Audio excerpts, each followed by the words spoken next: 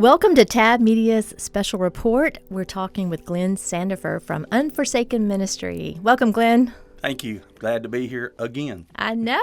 We love when Glenn's in the area and can stop by the studio here in Homewood, Alabama at Tab Media Group. I'm Jennifer Rash with Tab Media Group, and we get to share that Unforsaken Ministry has a great new news announcement. They have been awarded. We've been awarded a grant that we applied for from the Resource Center for Congregations at Sanford University. They have awarded us $75,000. Fantastic. And we asked for that money so that we could put together a resource to help rural churches be able to kind of do what we do. I love that. We want them to be the lighthouse. Mm-hmm. You know, we want them to be the ones. And so this money has come through, and we'll be looking for a few partner churches.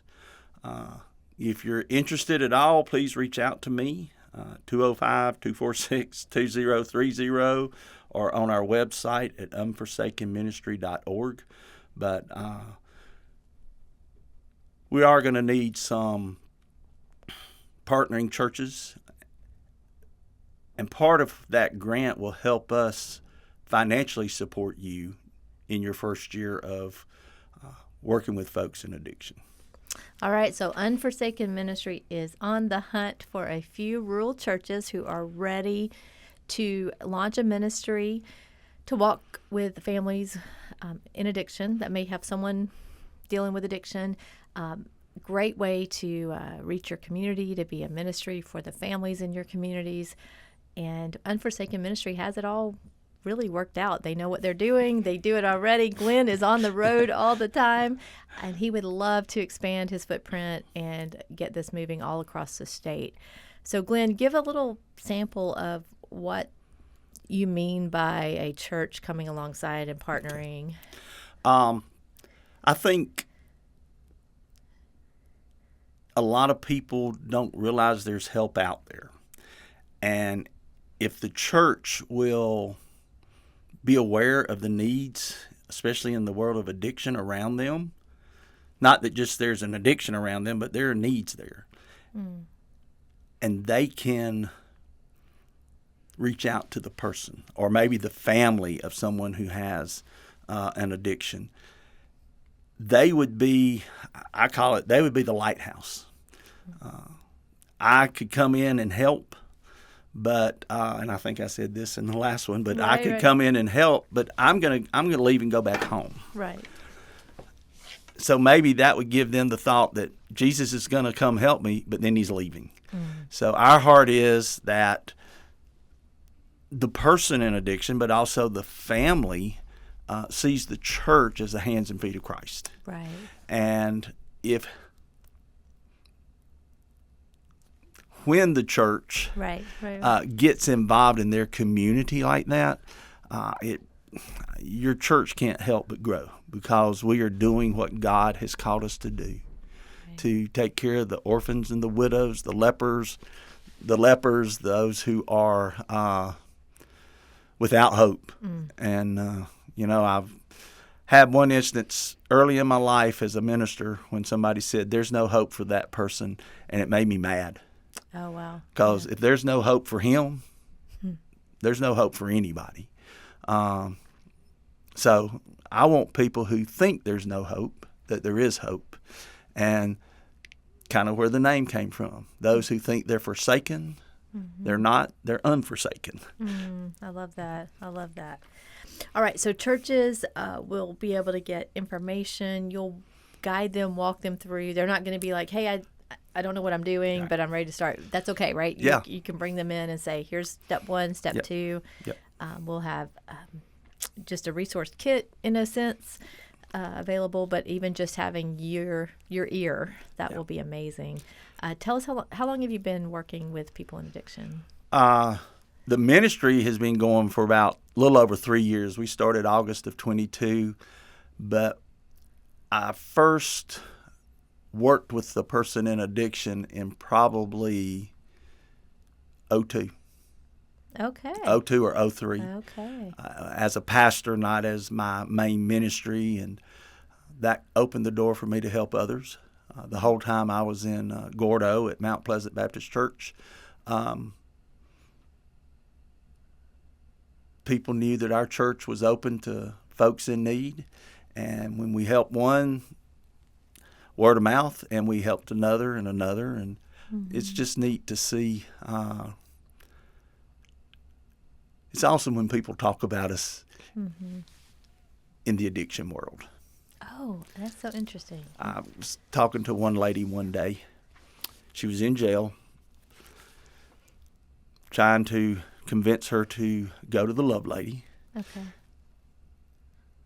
At one point in our conversation, she said, "I do know who you are. My drug dealer said if I ever wanted to get off drugs, to go see that pastor at your church." The drug dealer. That's fantastic. I'm like, Lynn. Hey. Is there any greater compliment That's fantastic. than getting a referral from her dealer? Wow. And I can say that she didn't know what all it meant, but she went to the Love Lady, got clean, started following the Lord, and I think today she's still doing great. Oh. We keep up with her somewhat.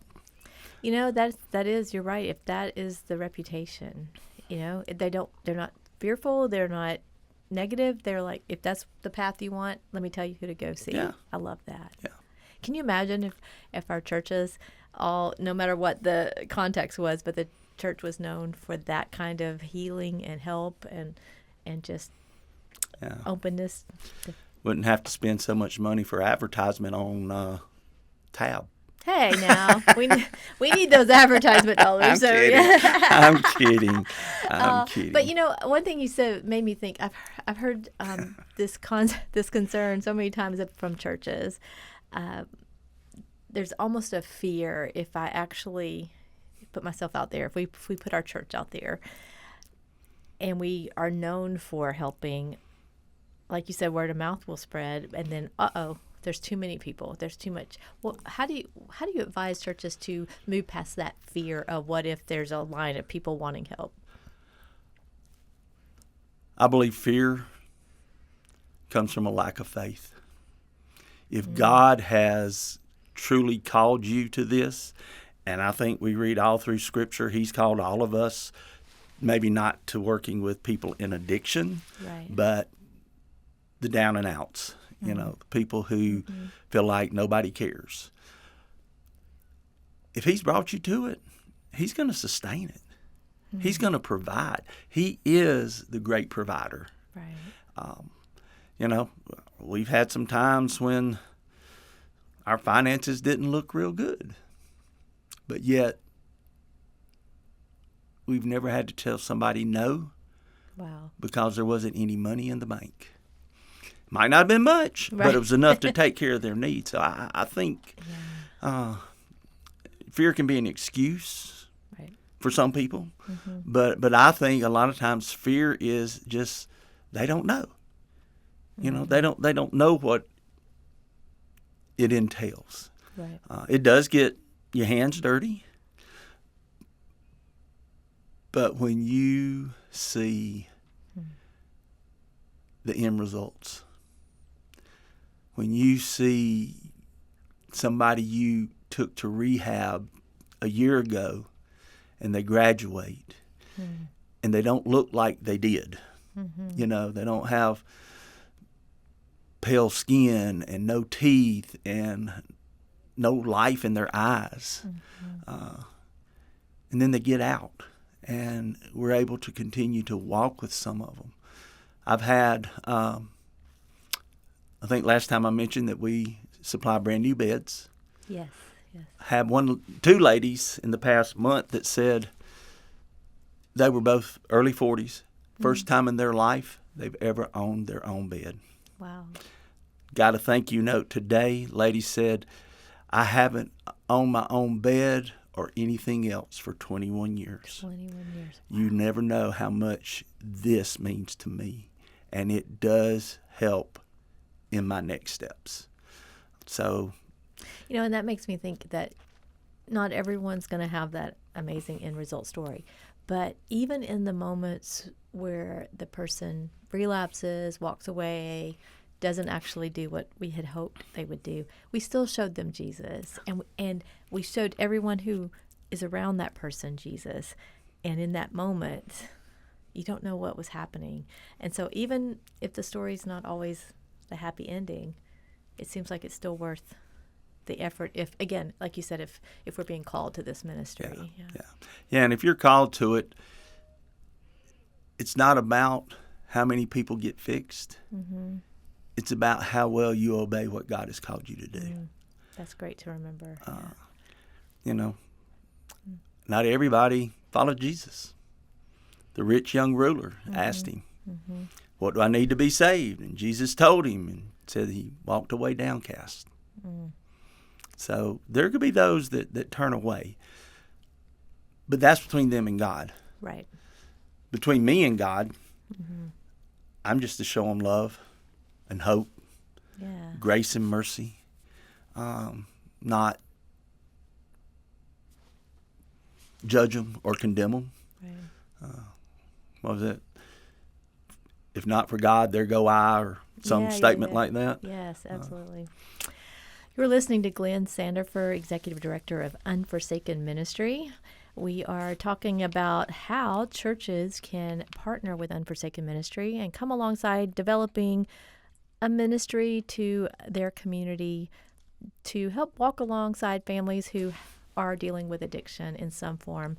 And Glenn, you're sharing about how, yes, when you see that person find a new life and they have hope again, and they have their own things again, and they're able to take those next steps, that is amazing. And that's what keeps us really excited and going. And then there are moments we talked about when maybe the person doesn't follow through, and it's discouraging, but we still know if God called us, that's what we just need to focus on. But be transparent with us a little bit. What's it like, though, when that person doesn't follow through, the person relapses or walks away? Do you get discouraged? Not really. Okay. I'm disappointed for them. Right. But I can't let how they received help affect me. Okay. Because if I do, I'll become cynical. I'll become judgmental and think I need to pick and choose who I help. And I wouldn't love what I do if putting my expectations on how somebody ought to handle the help we give them, then I would be discouraged because they didn't meet my expectations. Okay, that's good. Yeah. So I don't have any I have hope for them. I hope they will take it and find Jesus or grow in their relationship with God. But I just learned early on, if I'm going to judge myself, because that's what it's about. If I got discouraged, it wouldn't be about God, and it wouldn't be about them. It'd be about me. Oh, that's good. Yeah. So it's not about me. With these churches, somebody asked me the other day when I was telling them about the grant we had applied for. They said, well, are you going to have little Unforsakens everywhere? I said, no. I just want little churches everywhere, right, knowing that they can do what we do. It's not about Unforsaken. It's not about me. God brought me to this is His ministry. It overwhelms me sometimes that He appointed me to lead it because I don't feel like I'm worthy of doing that. But here again, I'm not worthy because of me. I'm worthy because of Him. Wow. So as churches try to think through this, or individuals maybe, and you mentioned at the top how you've received this grant, and that's amazing. Wow, thank you, Center for Congregational Resources. Absolutely. They do great work there at Stanford University and look for opportunities to to make a difference. And this grant is specifically focused on rural churches or small town churches. But, you obviously need donations consistently. So you do take donations. Yes. I know that's a major part of how you, like you said, sometimes you look at the bank account and go, okay, where's it going to come from? And then it appears, and, God's working in that. You also, I think if I remember correctly, you can take in-kind donations as well. Like you mentioned, some people need beds or mattresses, or you're putting somebody up in a new apartment and they have nothing. So how do people get in touch with you if they have in-kind donations? Call the number. Okay. Send an email to. All of this is on unforsakenministry.org. Yes. The name, the email address, the phone number, your information, all of that. Unforsakenministry.org. There's a place that you can donate on there, and we are nonprofit, so you'll get your letter at the end of the year. I like it. Okay, good. But we're constantly. The ministry is expanding. Yeah. So that means the financial support has to expand with it. Correct. We will have spent well over $300,000 this year. And I think, I'm not the numbers guy. I got a numbers guy, but I'm not him. Somewhere between 88 and 93% of everything that comes in goes right back out into some sort of direct help. That's fantastic. Yeah, and that was my vision for our ministry from the get-go. I don't want a lot of overhead. Right. All my board members are volunteers. They're not getting paid. Right. And even I know we at Tab Media Group have helped with a few projects. There are ways you can use your skill sets to volunteer as well. I know we have a friend who helps you with video production and video editing. We've done a few things from our end with our creative team here. All kinds of skill sets are needed, and so there could be volunteer efforts behind the scenes, if you will, the administrative type things, Absolutely. marketing, social media. I am of the generation that I'm not too dumb to learn social media. I'm just too lazy. Okay, I love it. There's just a lot in the technical world that I don't follow directions well. Okay. And if you follow directions, it's probably not that hard. Right. But right. I'm not a direction follower or a rules follower, really. But I love that's how broad this is. So if anyone senses a call of I really want to help that ministry, but I'm not comfortable being on the front line, there's still a lot of different ways that you can help. Again, unforsakenministry.org, you can reach out to Glenn. But what if someone says, hey, I want to ride along with you, or I want to be on the front line? What does that look like? Oh, wow. That would be awesome. I love it when new people go with me. When I first started, I had a friend of mine. He went with me, and we picked up a young lady up northwest Alabama, and brought her to the Love Lady Center. I know I talk about Love Lady a lot because that's where a lot of ladies go, but there are other rehabs that we deal with. Right. You have them all over the state and even into other states. No, I don't have any rehabs in other states, but we have gone to other states to pick up people. Okay, gotcha. But we picked up a lady. He got to talk with her. He heard some of her story. A friend of ours had given us a case of Bibles. Wow. And when we got her to the Love Lady, he said, are you going to give her one of those Bibles? I said, yeah. I said, you give it to her. I could give it to her? Oh. And wow, I love he that. went and he gave her the Bible, and he asked if he could hug her, and he prayed with her, and he said, my wife and I are going to be praying for you. And when he got back in the car, he's passed on now, so I get a little emotional. Yeah. But when he got back in the car, he said, this is fun. When can we do it again? Oh, I love that. Then another man rode with me, and he was like, I never realized the need that was out there. And when we got to the Love Lady Center, he said, I've always heard of this place. Man, this is overwhelming. And just this week, one of my new board members, he rode with us, or with me, and he got a taste of a little bit of everything. We picked up a man from his home in Pickens County. Was bringing him up here to the Alethea House, but he had to go by Recovery Resource Center at UAB, so we took him there, and they took care of him from there. Then we had to go get some bedding and dishes and pots and pans at Walmart, and the ladies met us there so they could pick out what they wanted. Right. And there was one other thing. I can't even remember what it was, but when we got back to his car, he said, "Man, we've done a little bit of everything today."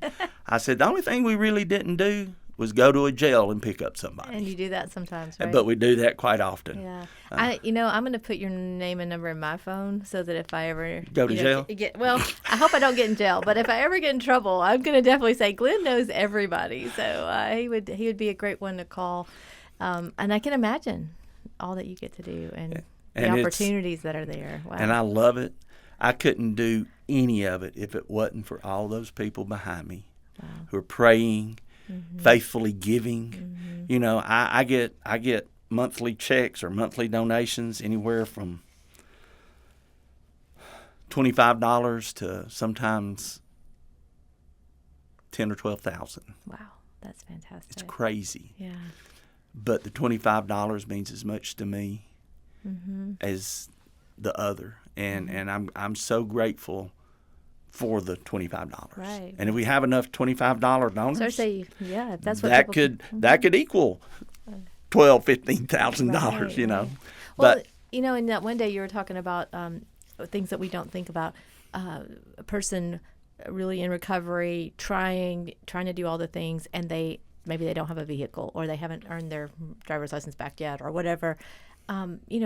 Gift cards to Lyft and Uber, even just that you can hand them to say, let's get you to your appointment or your job if it's a case where you've got to be in 3 places at one time. There's little things, the dentists that come alongside you. You mentioned the drug abuse that causes the problems with your body, i.e. the teeth a lot of times. The dentists that volunteer to help and work with you. It's just, I love the complexity of all that comes together to make this happen, and to think that churches could start being the front line of this. Absolutely. And then it's a whole new level of showcasing Jesus, like shining his light in a very, very dark place. Well, you just mentioned the cars this morning. I went with 2 ladies to the Jefferson County Courthouse. One of them had to renew her tag. Okay. Had we not been able to help her do that, she'd have been riding around with an outdated tag and get a ticket, get in trouble again, and it kind of just starts that cycle over. So we're able to do that. We've also been able to help going this afternoon with another lady to get her license reinstated, because she wants to drive big trucks. Oh, okay. And she is not a big girl. Okay. I mean, she's a little bitty girl driving the big trucks. I love it. but she wants to get her CDL license, but that's fantastic. Yeah. She has a plan. It's a real plan. It's a career plan. Right. And if we can spend $225 to help her down that path, man, it is money well spent. And see, I love that too. I think sometimes we get caught up in but that's $225. But it could change an entire life, one little moment, taking the time, spending a few hours of your day, paying a minimal, really, fee. Yeah.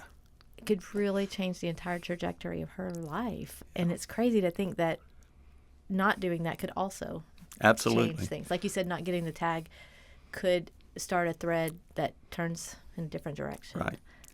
And, if they get stopped and they've already been in trouble in the past, it's going to show up. Right. And then they get treated different. Yeah. They're under suspicion right away. And it starts... But more fees, even more stuff. It starts knocking down their self-esteem again. Oh, yes, you're right. They're judging me. I'm not that person anymore, but they think, Yeah. So, and $225, that sounds like a lot of money. In 5 years, will we miss it? Well, in a month. Yeah, be fair. For some folks, in a Yeah, month, fair. $225. Yeah. I mean, a lot of people spend that on coffee places. Mm-hmm. You're right. We could add up what we spend on just some things we could do without. Mm-hmm.